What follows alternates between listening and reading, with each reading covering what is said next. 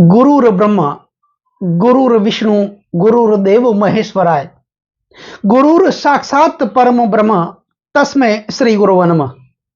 अखंड मंडलाकारं व्याप्तं येन चराचरं तद्पदं दर्शितं तस्मै श्री गुरुवे नमः।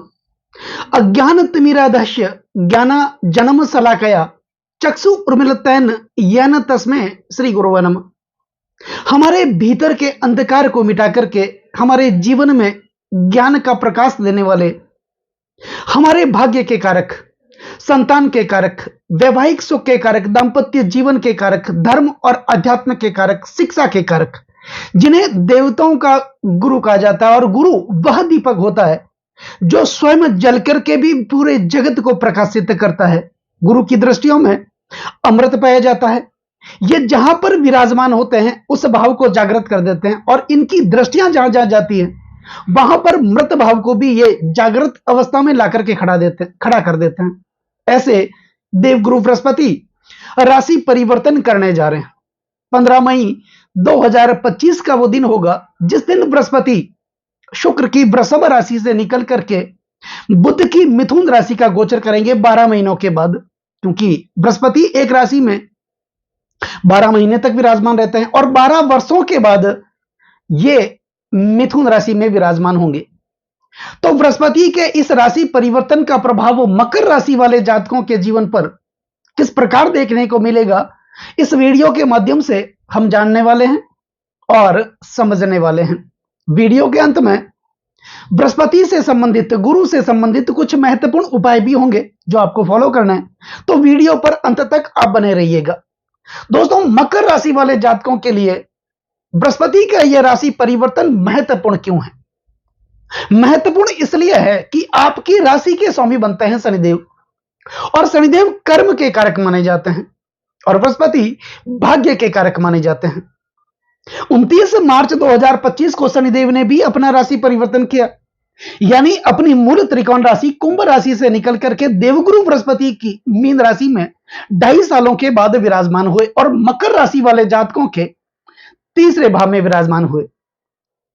महर्षि पराशर कहते हैं शनिदेव के बारे में, त्रिछष्टे च लाभे शनि सौख्यदाता, कि जब भी शनिदेव गोचरवश परिभ्रमण करते हुए हमारी जन्म राशि से यानी चंद्रमा से तीसरे, छठे व एकादश भाव का सर्जन करते हैं, अत्यंत शुभ स्थिति में होते हैं। तो शनि कर्म के कारक हैं, वहीं बृहस्पति भाग्य के कारक हैं, और जीवन में कर्म और भाग्य का साथ बहुत जरूरी है। ऐसा कर्म ही किस काम का, ऐसा कार्य ही किस काम का जिसका उचित फल न मिले, मेहनत का फल न मिले। तो शनिदेव कर्म के कारक हैं। शनिदेव की स्थिति भी मकर राशि वाले जातकों के लिए अच्छी है, क्योंकि शनिदेव तीसरे भाव में विराजमान है, और मकर राशि वाले जातकों के लिए शनिदेव की 7.5 भी खत्म हो चुकी है। ऐसे में बृहस्पति का मिथुन राशि में आना और मकर राशि वाले जातकों के छठे भाव में विराजमान होना, यह अत्यंत शुभ स्थिति को दर्शाता है, क्योंकि कुछ विद्वान बृहस्पति को छठे भाव में अच्छा मानते हैं। तो बृहस्पति राशि परिवर्तन करेंगे, मकर राशि वाले जातकों के छठे भाव में विराजमान होंगे। तो छठा भाव किसका है? छठा भाव है रोग, ऋण और शत्रु का। यहां पर कारको भाव नाशाय का सिद्धांत भी लागू होता है। तो यहां पर बृहस्पति जब छठे भाव में विराजमान होंगे तो ये क्या करेंगे? एक तो शत्रुओं का नाश करेंगे, शत्रु हंता बन जाएंगे। दूसरी बात, 7.5 की वजह से पिछले 7.5 साल तक आप लगातार समस्याओं का सामना कर रहे थे, यानी कर्जों का सामना कर रहे थे। कर्जा उतरने का नाम ही नहीं ले रहा था। आप कर्जे को उतारने का प्रयास भी कर रहे थे, यानी 5 रुपए का कर्ज आप उतारने का प्रयास भी कर रहे थे, तो 10 रुपए का कर्ज आपके लिए तैयार खड़ा था। कुछ विरोधी भी थे, कुछ आलोचक भी थे, जो लगातार आपकी सफलताओं से, जिनको जलन हो रही थी, आपकी आलोचना कर रहे थे। तो शनिदेव की 7.5 तो खत्म ही हो चुकी है, और बृहस्पति जो ज्ञान के कारक माने जाते हैं और छठे भाव में विराजमान होंगे, तो निश्चित तौर पर मकर राशि वाले जातकों के लिए बृहस्पति शत्रु अंता बनेंगे। कर्जों से आपको मुक्त करेंगे, खर्चों से आपको मुक्त करेंगे, और कुल मिलाकर के रोगों से आपको मुक्त करेंगे, क्योंकि उससे पहले आपके ज्यादातर पैसे हॉस्पिटल के खर्चों में खर्च हो रहे थे, पैसों की बचत नहीं हो रही थी, अननेसेसरी खर्चे बने हुए थे।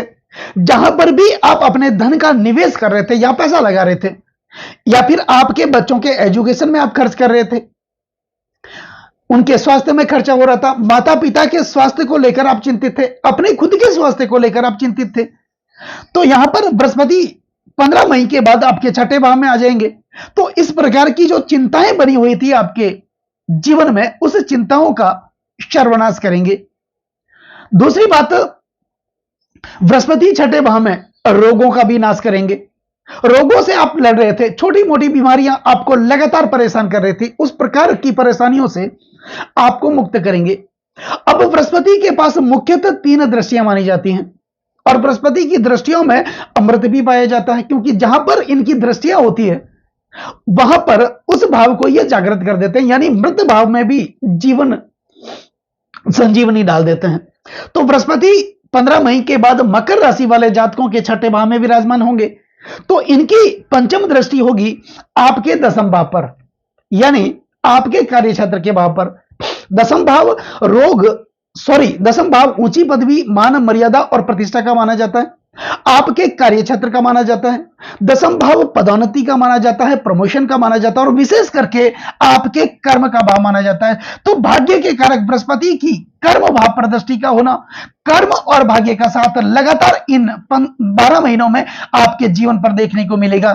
तो निश्चित तौर पर ऐसा भी कह सकते हैं कि आपके कार्य क्षेत्र में प्रगति देखने को मिलेगी, आय के नए नए साधन आपके लिए विकसित होंगे, इनकम के नए नए सोर्स आपके लिए बनेंगे, पदोन्नति आपकी रुकी हुई थी पिछले 7.5 साल तक, क्योंकि शनिदेव की 7.5 भी थी मकर राशि वाले जातकों के लिए, तो आप शनि की 7.5 से मुक्त भी हो गए। तो जो पदोन्नति रुकी हुई थी वो पदोन्नति मिलेगी, प्रमोशन रुका हुआ था वो प्रमोशन की मिलेगा, यानी नई इंक्रीमेंट आपके जीवन में देखने को मिलेगा। आर्थिक स्थिति आपकी अच्छी होगी, ऊंची पदवी, मान मर्यादा और प्रतिष्ठा देखने को मिलेगी। तो आपके कार्य क्षेत्र में अच्छा देखने को मिलेगा। दूसरी बात, बृहस्पति की सप्तम दृष्टि होगी आपके द्वादश भाव पर। द्वादश भाव विदेश का भाव माना जाता है, द्वादश भाव लंबी दूरी की यात्राओं का माना जाता है, द्वादश भाव अन्यत्व और परत्व का भाव भी माना जाता है। तो यहां पर बृहस्पति की दृष्टि होगी, सप्तम दृष्टि होगी, तो इस भाव को यह जागृत करेंगे। तो कुल मिलाकर के ऐसा कह सकते हैं कि अगर आप अध्ययन ग्रहण कर रहे हैं, आप खुद विद्यार्थी हैं और हायर एजुकेशन के लिए, उच्च शिक्षा के लिए अगर आप बाहर जाना चाहते हैं या फिर अपने बच्चों को आप बाहर भेजना चाहते हैं, ये 12 महीने आपके लिए सर्वोत्तम स्थिति पैदा करने वाले होंगे। लंबी दूरी की यात्राएं होंगी, नया ट्रैवल्स भी होगा, व्यापार के सिलसिले में आपको बाहर जाना पड़ेगा, या फिर आप अगर इंपोर्ट एक्सपोर्ट का काम करते हैं तो ये बृहस्पति का राशि परिवर्तन आपके जीवन में जीवन का निर्माण करने वाला होगा। कुल मिलाकर के यह निवेश का भाव भी माना जाता है। तो आपने अपने धन का निवेश या तो प्रॉपर्टी में किया होगा, शेयर मार्केट में किया होगा, बच्चों की हायर एजुकेशन में किया होगा, उस निवेश का शुभ फल देखने को मिलेगा, यानी आपके फंसे हुए पैसे आपको वापस मिलने की पूर्ण संभावना यहां पर बन जाती है। अब शनिदेव की बृहस्पति की एक महत्वपूर्ण दृष्टि, नवम दृष्टि, वो होगी आपके धन भाव पर। तो यहां पर धनागमन देखने को मिलेगा, जो धन का प्रभाव आपके लिए रुका हुआ था वो प्रभाव फिर से बनने लगेगा। यही भाव द्वितीय भाव परिवार का माना जाता है, कुटुंब का माना जाता है। तो परिवार में अच्छी स्थिति देखने को मिलेगी, पति पत्नी के रिलेशन अच्छे होंगे, भाइयों के साथ अच्छे संबंध आपके स्थापित होंगे, और कुल मिलाकर के यही भाव वाणी का भाव भी माना जाता है। बृहस्पति ज्ञान के कारक माने जाते हैं, बुद्धिमत्ता देखने को मिलेगी, बुद्धि चातुर्य देखने को मिलेगी, आपके अंदर एक अलग प्रकार का आत्मविश्वास देखने को मिलेगा। वाणी कुशलता के कारण आप अपना फंसा हुआ काम निकालने में माहिर भी होंगे। तो कुल मिलाकर के बृहस्पति का यह राशि परिवर्तन मकर राशि वाले जातकों के लिए 15 मई 2025 के बाद 12 महीने तक लगातार अच्छा देखने को मिलेगा, क्योंकि यहां पर शनिदेव की कृपा भी प्राप्त होगी, देवगुरु बृहस्पति की कृपा भी प्राप्त होगी। तो यह अच्छी स्थिति मकर राशि वाले जातकों के लिए है। तो दोस्तों अब बात कर लेते हैं बृहस्पति से संबंधित कुछ महत्वपूर्ण उपायों की। तो उपाय में क्या करना है, गुरुवार के दिन जहां भी विष्णु मंदिर हो या फिर मां लक्ष्मी का मंदिर हो, गुरुवार के दिन पीले पुष्प आपको अर्जित करने हैं, या फिर हल्दी की 5 गांठें, उसमें थोड़ी सी चने की दाल और पीले रेशमी वस्त्र में बांध करके यह उपाय आपको गुरुवार को दिन करना है। पीले रेशमी वस्त्र में बांध करके अपने ऊपर 11 बार घुमा करके बहते हुए जल में आपको प्रवाहित करना है। आप गुरुवार के दिन कोई भी शुभ कार्य करने के लिए, मंगली कार्य करने के लिए निकलें, केशर या चंदन का टीका आप अपने सर पे जरूर करें। यह उपाय आपको लगातार 5 गुरुवार तक करना है। तो इस प्रकार के उपाय करने से देवगुरु बृहस्पति की भी कृपा आपके जीवन में आपको प्राप्त होगी। तो दोस्तों, कैसा लगा ये वीडियो? ये वीडियो अगर आपको अच्छा लगा हो, मेरा समझाना आपको सार्थक लगा हो, समझाने का तरीका अगर आपको अच्छा लगा हो, तो इस वीडियो को आप आगे से आगे शेयर जरूर करें।